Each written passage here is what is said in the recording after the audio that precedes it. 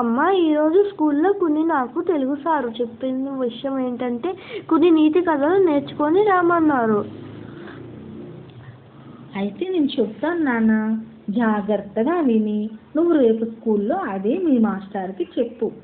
అనగనగా ఒక రైతుకి 3 కొడుకులు ఉన్నారు. కొడుకులు ఎప్పుడు గొడవ పడుతూ ఉంటారు. తండ్రి వయసు మళ్ళీపోవడంతో కొడుకులకు ఒక నీతి చెప్పాలని అనుకుంటాడు.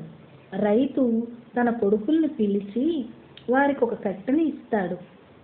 కొడుకులు ఒక్కొక్కరిగా ఆ కట్టెలు విరవడానికి ప్రయత్నిస్తారు, కానీ విరవలేకపోయారు. రైతు కట్టెలను విడదీసి ఒక్కొక్క కట్టెను కొడుకులకి ఇస్తాడు. ప్రతి ఒక్క కట్టె సులభంగా విరవబడుతుంది.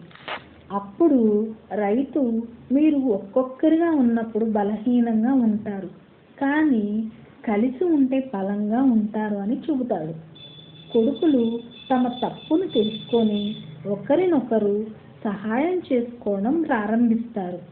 ఇందులో నీతి ఏంటంటే కలిసి ఉన్నప్పుడు బలంగా ఉంటుందని.